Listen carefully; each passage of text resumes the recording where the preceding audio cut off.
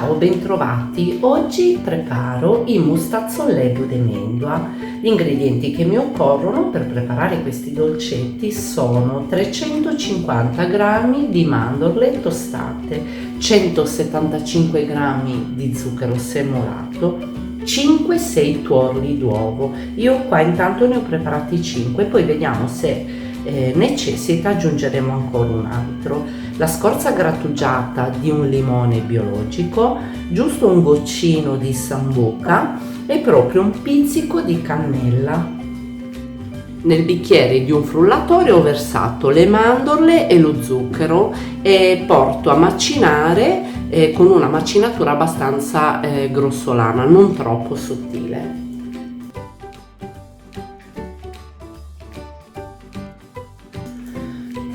Dopo aver macinato grossolanamente mandorle e zucchero, faccio una sorta di fontanella e verso i tuorli,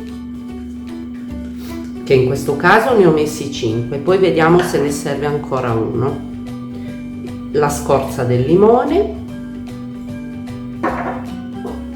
un goccino di sambuca e la cannella e incomincio a mescolare.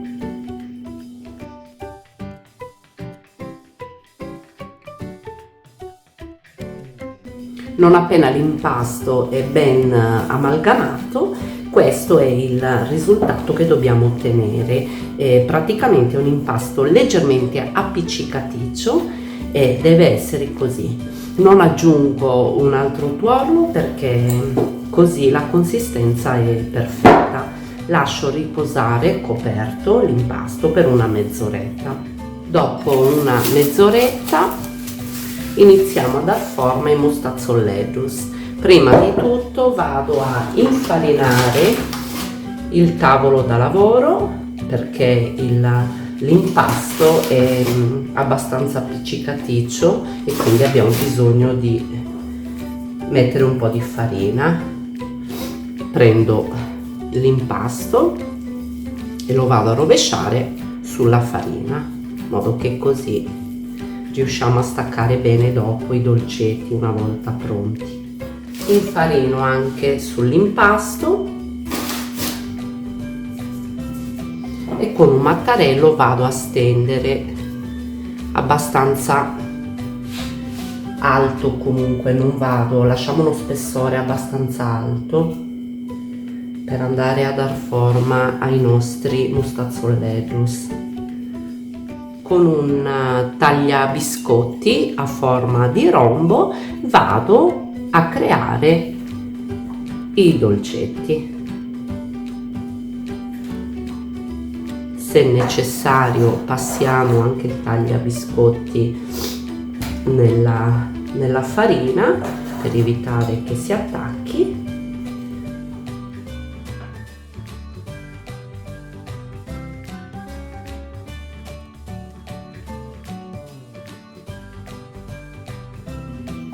Togliamo i ritagli che poi dopo andrò a impastare nuovamente. Mi vado ad aiutare con una spatolina se necessario per andare a prendere i mustazzoledus, che vado subito a sistemare in una teglia del forno rivestita con la carta forno. Con questa dose sono riuscita a riempire una teglia intera di mustazzoledus. A questo punto posso portarli in forno preriscaldato ventilato a 150 gradi per circa 20 minuti. Comunque controllate, non devono cambiare tanto colore, si devono asciugare e rimanere chiari. Ecco i mustazzoledus appena passati 20 minuti. Spengo il forno e tolgo dal forno e lascio raffreddare. Eccoli qua, il colore che devono avere una volta cotti è questo. Li lascio raffreddare prima di andare a glassarli. Preparerò una glassa cotta, quella che noi chiamiamo K appunto.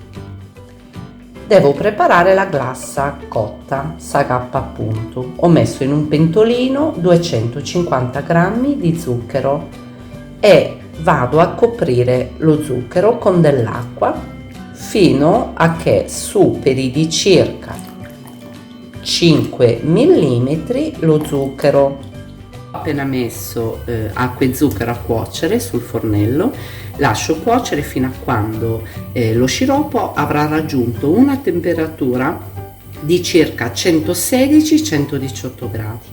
In alternativa, se non si ha un termometro da cucina, facciamo col vecchio metodo, quello che poi preleveremo una piccola quantità e quando tra le dita filerà, formerà il filo, allora vorrà dire che è pronto. Mescoliamo affinché si amalgami bene zucchero e acqua e diventi appunto uno sciroppo. Dopo buoni 15 minuti andiamo a fare la prova. Eccoci, la famosa prova: quando fila vuol dire che è pronto. Ma visto che comunque ho anche il termometro, voglio provare così in modo da vedere se realmente arriviamo. Io ho messo massimo 118 gradi, vediamo fin dove arriva col termometro.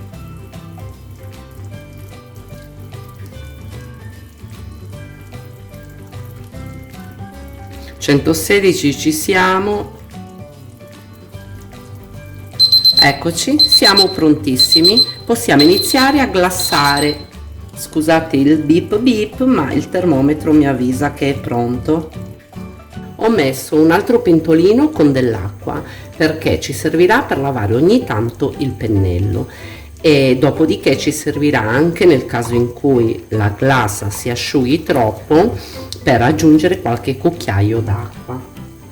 Mi raccomando, attenzione per la glassatura, perché lo zucchero cotto è veramente ustionante, quindi andiamoci molto lentamente e con calma, cercando di non farci male.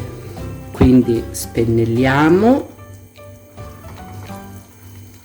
usiamo un pennello che non rilasci setole.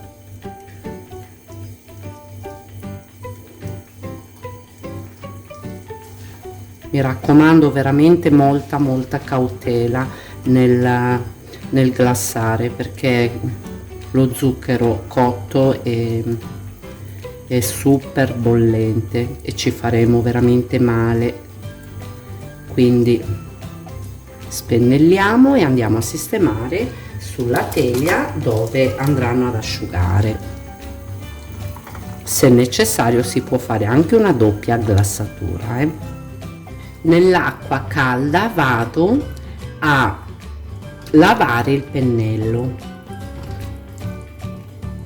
e visto che anche la glassa si è consumata parecchio ed è molto densa, vado a far cadere qualche goccia d'acqua calda dentro la glassa e a mescolare di nuovo con un po' di carta da cucina. Vado ad asciugare il pennello.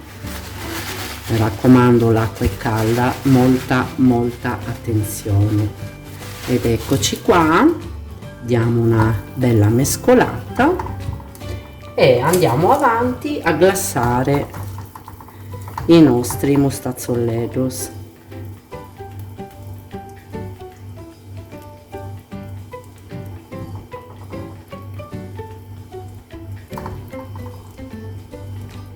Dopo, quando si sarà asciugata la superficie, andremo a fare anche un pochino i bordi. Per glassare i bordi prendo il dolcino quando è asciutto e vado a spennellare. Mi raccomando, attenzione, sempre molta attenzione, non toccatelo con le mani. Spennello tutti i bordi. Una volta che tutti i mustazzoleddus sono stati glassati, li lasciamo asciugare prima della decorazione finale. preparo la ghiaccia reale per decorare i mustazzoledu de mendua con 120 g di zucchero a velo impalpabile, un albume d'uovo che deve pesare circa 35 g, un cucchiaino di succo di limone filtrato e 5 g di cacao amaro in polvere, perché voglio una ghiaccia reale colorata scura per risaltare poi sui mustazzoledus che sono bianchi e avere una decorazione particolare. Quindi vado a versare il cacao nello zucchero, l'albume e il succo di limone. In alternativa al succo di limone si può mettere anche un pochino di acqua fior d'arancio. Aziono le fruste e lascio montare per 4-5 minuti.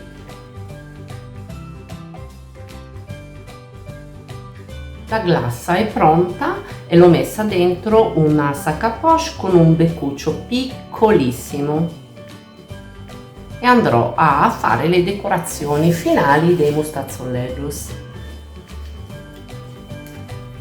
Anche qui andiamo a fantasia, perché